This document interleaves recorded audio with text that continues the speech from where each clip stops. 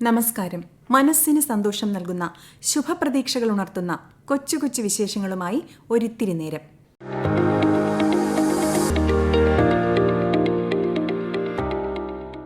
ആകാശവാണി വാർത്താവിഭാഗം അവതരിപ്പിക്കുന്ന നല്ല വാർത്തകളിലേക്ക് സ്വാഗതം.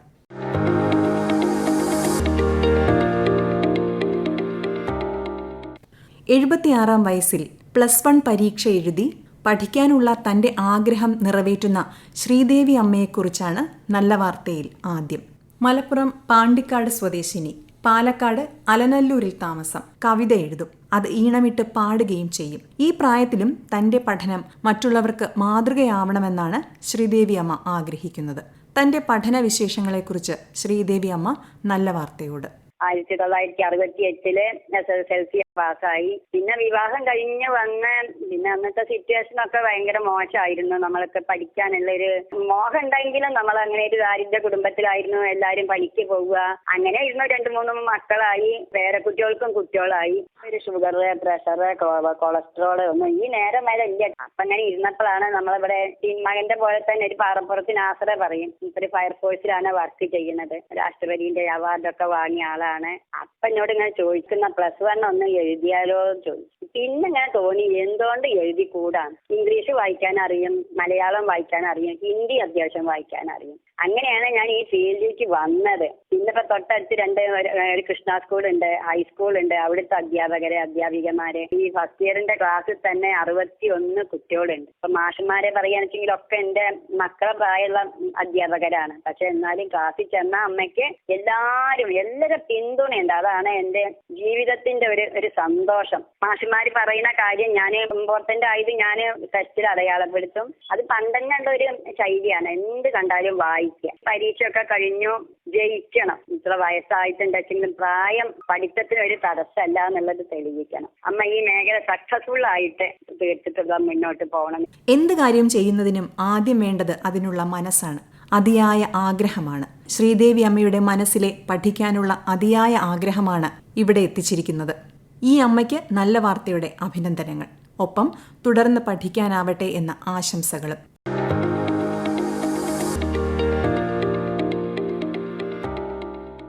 ഏതൊരു കാര്യവും കുട്ടികളുടെ മനസ്സിൽ വളരെ പെട്ടെന്ന് തന്നെ പതിയും. കാര്യങ്ങൾ ഗ്രഹിക്കാനുള്ള ശേഷി അവർക്ക് കൂടുതലാണ്. അതുകൊണ്ട് തന്നെയാണ് കഥകളിലൂടെ അവരെ കാര്യങ്ങൾ പറഞ്ഞു മനസ്സിലാക്കാൻ എളുപ്പമാണെന്ന് പറയുന്നത്. ഭിന്നശേഷി കുട്ടികളുടെ കാര്യവും വ്യത്യസ്തമല്ല. അത്തരത്തിലൊരു വ്യക്തിയാണ് രംഗനാഥ്. തിരുവനന്തപുരത്തെ ഡിഫറൻറ്റ് ആർട്സ് സെന്ററിൽ ഭിന്നശേഷി കുട്ടികൾക്കായുള്ള റീഡബിലിറ്റി എന്ന ലൈബ്രറിയുടെ ലൈബ്രറിയനാണ് രംഗനാഥ്. ഭിന്നശേഷി കുട്ടികളെ കഥകളിലൂടെയും വായനയിലൂടെയും അറിവിന്റെ ലോകത്തിലേക്ക് കൂട്ടിക്കൊണ്ടു പോകുക എന്ന ഉദ്ദേശത്തോടെയാണ് റീഡബിലിറ്റി ആരംഭിച്ചത്. വിവിധ വിഭാഗങ്ങളിലായി 1700-ലേറെ പുസ്തകങ്ങൾ ഇവിടെയുണ്ട്. ഓട്ടിസം സ്പെക്ട്രം ഡിസോർഡറുള്ള രംഗനാഥിന് ലൈബ്രറിയിലെ പുസ്തകങ്ങളുടെ രജിസ്ട്രേഷൻ നമ്പർ, പുസ്തകം എടുത്തയാളുടെ പേര്, ഇതൊക്കെ ഓർത്തുവെക്കാൻ അപാരമായ കഴിവാണുള്ളതെന്ന് ഡിഫറൻറ്റ് ആർട്സ് സെന്റർ അധികൃതർ സാക്ഷ്യപ്പെടുത്തുന്നു. കുട്ടികൾ മാത്രമല്ല, അധ്യാപകരും ലൈബ്രറി നല്ല രീതിയിൽ പ്രയോജനപ്പെടുത്തുന്നതായി രംഗനാഥ് പറയുന്നു. പുസ്തകങ്ങളുടെ തലവയാണ് ലൈബ്രറി. വായനക്കാർക്ക് എളുപ്പത്തിൽ ഉപയോഗിക്കാൻ കഴിയുന്ന വിധം അവ ചിട്ടപ്പെടുത്തി വച്ചിരിക്കുന്നു. വിദ്യാർത്ഥിത്വം, അധ്യാപകത്വം എന്നിവ ലൈബ്രറിയെ നല്ല രീതിയിൽ പ്രയോജനപ്പെടുത്തുന്നു. സാധാരണ കുട്ടികൾക്ക് ലഭ്യമാകുന്ന എല്ലാ സൗകര്യവും ഭിന്നശേഷിക്കാരായ കുട്ടികൾക്കും ലഭ്യമാകണമെന്ന ലക്ഷ്യത്തിന്റെ ഭാഗമാണ് ഈ ഉദ്യമം. ഇനിയും പല മേഖലകളിലും ഇവർക്കായി ഇത്തരം ഉദ്യമങ്ങൾ ഉണ്ടാകട്ടെ എന്ന് ആഗ്രഹിക്കുന്നു.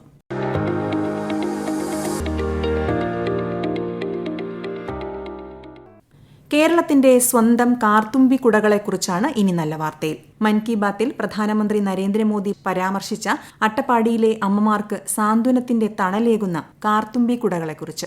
ആദിവാസി അമ്മമാർക്ക് വരുമാനമാകുന്ന അട്ടപ്പാടിയുടെ സ്വന്തം ബ്രാൻഡായ കാർത്തുമ്പിക്കുടയുടെ വിശേഷങ്ങളുമായി ആകാശവാണി പാലക്കാട് ജില്ലാ പ്രതിനിധി ഫൈസൽ അലിമുത്ത്. മൻ കി ബാത്തിൽ പ്രധാനമന്ത്രി നരേന്ദ്രമോദി പരാമർശിച്ചതോടെ രാജ്യശ്രദ്ധ നേടിയതിന്റെ സന്തോഷത്തിലാണ് അട്ടപ്പാടിയിലെ കാർത്തുമ്പി കുടകളുടെ നിർമ്മാണത്തിൽ പങ്കാളികളായ വീട്ടമ്മമാർ. രാജ്യത്തിന്റെ വിവിധ ഭാഗങ്ങളിൽ പ്രാദേശിക കൂട്ടായ്മകൾ നിർമ്മിക്കുന്ന ഉൽപ്പന്നങ്ങളെക്കുറിച്ച് പറയുന്നതിനിടെയാണ് പ്രധാനമന്ത്രി കാർത്തുമ്പിക്കുടകളെയും പരാമർശിച്ചത്. 10 വർഷം മുൻപാണ് തമ്പ് വനവാസി കൂട്ടായ്മയുടെ നേതൃത്വത്തിൽ അട്ടപ്പാടിയിലെ ആദിവാസി അമ്മമാരുടെ വരുമാനം ലക്ഷ്യമിട്ട് കാർത്തുമ്പിക്കുടകളുടെ നിർമ്മാണം ആരംഭിക്കുന്നത്. വിവിധ ഊരുകളിലുള്ള 750 അമ്മമാർ കുട നിർമ്മാണത്തിൽ പരിശീലനം നേടിയിട്ടുണ്ട്. ഓരോ സീസണിലും 100ഓളം അമ്മമാർ കുട നിർമ്മാണത്തിൽ പങ്കാളികളാകും. ഒരു കുട നിർമ്മിക്കുന്നതിന് 30 രൂപയാണ് വേതനം. ഒരാൾ ഒരു ദിവസം 20 കുടകൾ വരെ നിർമ്മിക്കും. സർക്കാർ സ്ഥാപനങ്ങളുടെയും സ്കൂളുകളുടെയും ഓർഡർ അനുസരിച്ചാണ് കുടകൾ നിർമ്മിച്ചു നൽകി തുടങ്ങിയതെങ്കിലും ക്രമേണ പൊതുവിപണിയിലും ഓൺലൈൻ പ്ലാറ്റ്ഫോമുകളിലും കാർത്തുമ്പിക്കുടകൾ ലഭ്യമാക്കി തുടങ്ങി. തമ്പ് വനവാസി കൂട്ടായ്മയ്ക്ക് നേതൃത്വം നൽകുന്ന കെ എ രാമു നല്ല വാർത്തയോട്. കുടനിർമ്മാണം ഞങ്ങൾ വിദേശത്ത് പോയി കാശ് സമാഹരിച്ച് ആയിരുന്നു തുടങ്ങിയത്. അതിന് വിവിധ സുഹൃത്തുക്കളുടെ സഹായം ഞങ്ങൾക്ക് ലഭിക്കുകയുണ്ടായി. ആ പൈസ തിരിച്ചു കൊടുക്കാനും സാധിച്ചു. ശേഷം കേരളത്തിലെ പട്ടികക്ഷേമ വകുപ്പിൻ്റെ കീഴിൽ 16 ലക്ഷം രൂപ തന്ന് സഹായിച്ചു. ആ കാശ് കൊണ്ടാണ് ഇപ്പോൾ നമ്മൾ മുന്നോട്ട് പോയിക്കൊണ്ടിരിക്കുന്നത്. പ്രധാനമന്ത്രി മൻ കി ബാത്തിൽ കാർത്തുമ്പി കുടകളെക്കുറിച്ച് പറഞ്ഞത് കുടകൾക്ക് ഡിമാൻഡ് കൂട്ടുമെന്ന പ്രതീക്ഷയിലാണ് തമ്പ് കൂട്ടായ്മ.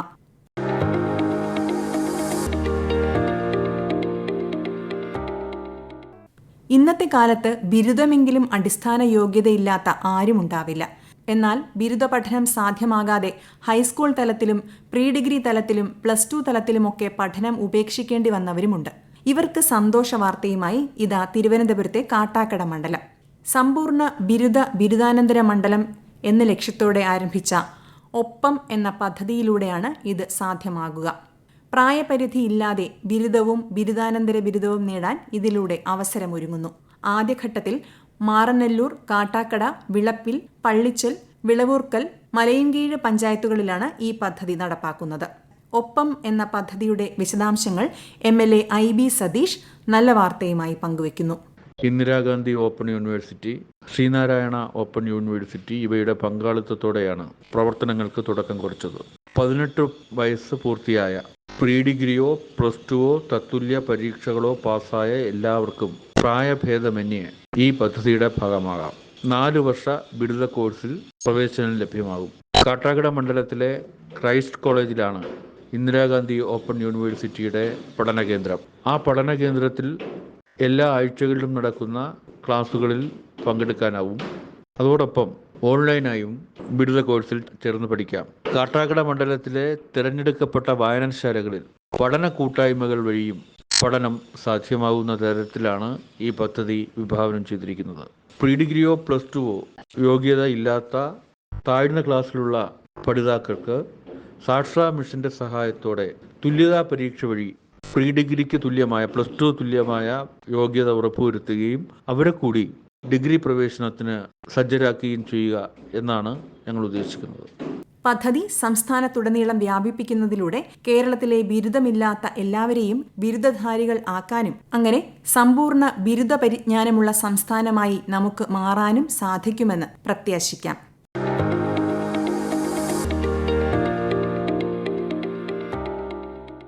നല്ല വാർത്തയെക്കുറിച്ചുള്ള ശ്രോതാക്കളുടെ അഭിപ്രായം nallavaartha@gmail.com എന്ന ഇമെയിൽ ID-യിൽ അറിയിക്കാവുന്നതാണ്.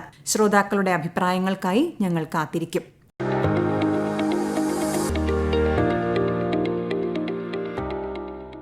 നല്ല വാർത്ത അവതരിപ്പിച്ചത് തിരുവനന്തപുരം പ്രാദേശിക വാർത്താ വിഭാഗം. ഏകോപനം മയൂഷ AM. തയ്യാറാക്കി അവതരിപ്പിച്ചത് സുവർണ.